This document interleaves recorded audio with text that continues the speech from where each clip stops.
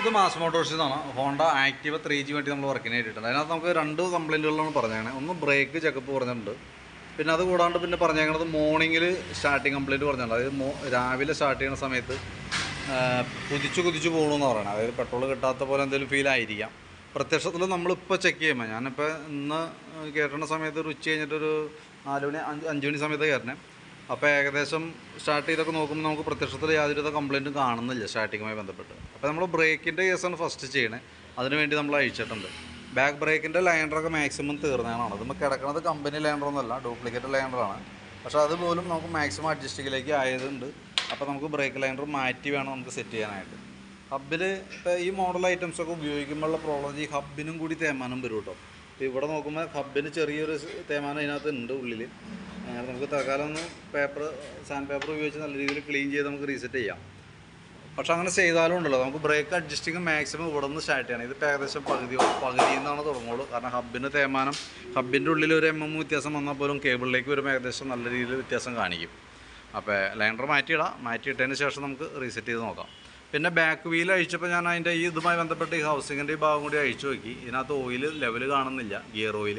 അപ്പോൾ ആ gear oil കൈയോടെ മാറ്റിയിടാം. എഞ്ചിൻ ഓയിൽ ജസ്റ്റ് ഒന്ന് ചെക്ക് ചെയ്തിരുന്നു, ഓയിൽ ലെവലൊക്കെ ഉണ്ട്, കുഴപ്പമില്ല.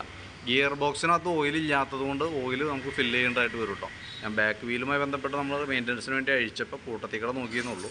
അപ്പോൾ ഓൾറെഡി അതിനകത്ത് ഓയിൽ ഇല്ലാത്തൊരവസ്ഥയാണ്, അതുകൂടി കൂട്ടത്തിൽ കൂടെ ചെയ്തു പോകും.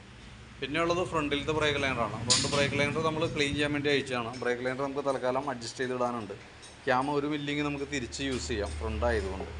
അപ്പോൾ അത് നമുക്ക് ആ രീതിയിൽ ഉപയോഗിക്കാം. പിന്നെ ആ ഫ്രണ്ട് അഴിക്കുന്ന സമയത്ത് സ്പീഡോമീറ്റർ കേബിളൊക്കെ പൊട്ടി കിടക്കുന്നുണ്ട്, മീറ്റർ വർക്കിംഗ് അല്ല.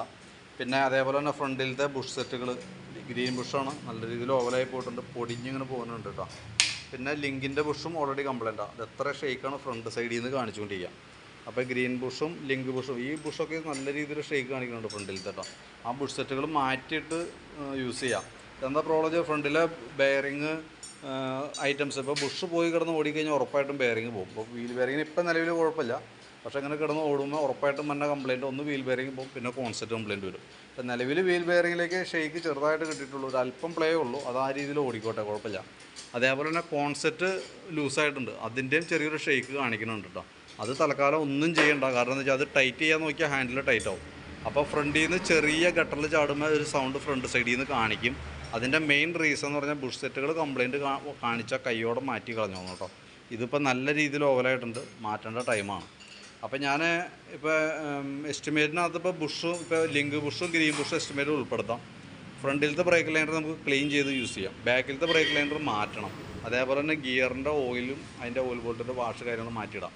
സ്പീഡോമീറ്റർ കേബിൾ വർക്കിംഗ് അല്ല, അത് മാറ്റുന്നുണ്ടെങ്കിൽ കൃത്യമായിട്ട് പറയണം, അതനുസരിച്ച് എൻ്റെ എസ്റ്റിമേറ്റ് ഞാൻ ഉൾപ്പെടുത്താം. അപ്പോൾ വീഡിയോ കണ്ടു കഴിയുമ്പോൾ നോക്കിയിട്ടൊന്ന് റിപ്ലൈ ചെയ്യണം, അതനുസരിച്ചിട്ട് വേണം നമുക്ക് വർക്ക് ചെയ്യാനായിട്ട്. ഫ്രണ്ടിലത്തെ ബ്രേക്കുമായി ബന്ധപ്പെട്ട കംപ്ലയിൻ്റാണ് പറഞ്ഞേക്കണമെങ്കിൽ കൂടി ഫ്രണ്ട് ബ്രേക്ക് അഴിക്കാനായിട്ട് ക്ലീൻ ചെയ്യാനും ബ്രേക്ക് സെറ്റ് ചെയ്യാനായിട്ട് നമ്മൾ ഫ്രണ്ട് വീൽ അഴിക്കുമ്പോൾ കാണുന്ന കംപ്ലയിൻറ്റുകളാണ് ഇപ്പോൾ ഞാൻ ഈ പറഞ്ഞ പുഷിൻ്റെ കംപ്ലയിൻറ്റ്. അത് കൂട്ടത്തിൽ ക്ലിയർ ചെയ്ത് പോകുന്നതായിരിക്കും ബെറ്റർ. അതേപോലെ ബാക്ക് വീലിൻ്റെ ഭാഗം അഴിച്ച് ക്ലീൻ ചെയ്യുന്ന സമയത്ത് ബാക്ക് വീലുമായി ബന്ധപ്പെട്ട് ചെയ്യുന്ന സമയത്താണ് ഗിയർ ബോക്സിൻ്റെ ഓയിൽ ഇല്ലാത്തത് കാണുന്നത് കേട്ടോ. അപ്പോൾ അതുകൊണ്ടാണ് അതും ഇൻഫോം ചെയ്തേക്കുന്നത്. ബാക്കി നമ്മളിപ്പോൾ ജനറലായിട്ടൊക്കെ സർവീസ് ഉണ്ടെങ്കിലാണ് ഡീറ്റെയിൽ ആയിട്ട് ചെക്ക് ചെയ്തോളൂ. അതല്ല എങ്കിൽ പറഞ്ഞേക്കുന്ന വർക്ക് ഏതാണോ അതുമായി ബന്ധപ്പെട്ട വർക്കുകളാണ് നമ്മൾ ചെക്ക് ചെയ്ത് നോക്കണം. ഇത്രയും പ്രത്യക്ഷത്തിൽ കാണുന്ന പ്രോബ്ലംസാണ്. പിന്നെ നമുക്ക് പറഞ്ഞാൽ രാവിലെ സ്റ്റാർട്ടിങ് കംപ്ലയിൻറ്റ് പറഞ്ഞിട്ടുണ്ട്, അത് എന്തിൻ്റെ ആണെന്നുള്ളത് മനസ്സിലായിട്ടില്ല. അപ്പോൾ ഈ വർക്ക് നമുക്ക് ഏകദേശം കംപ്ലീറ്റ് ആക്കി വെക്കാം. നാളെ രാവിലെ വണ്ടി ഒന്ന് സ്റ്റാർട്ട് ചെയ്ത് നോക്കാം. കംപ്ലയിൻറ്റ് ഉണ്ടെങ്കിൽ അതെന്താണ് പ്രോബ്ലം എന്നുള്ള ദിവസം മനസ്സിലാക്കി അതിൻ്റെ ഡീറ്റെയിൽസ് ഞാൻ നാളെ രാവിലെ അപ്ഡേറ്റ് ചെയ്യാം. ഓക്കെ, വീഡിയോ കണ്ടു കഴിയുമ്പോൾ നോക്കിയിട്ടൊന്ന് റിപ്ലൈ ചെയ്യണം കേട്ടോ. അതനുസരിച്ചിട്ട് വേണം നമുക്ക് വർക്ക്, ഇപ്പോൾ ഏകദേശം ഒരു വർക്ക് കംപ്ലീറ്റ് ആക്കി വെക്കണം, അതിന് വേണ്ടിയിട്ടാണ്. ഓക്കെ.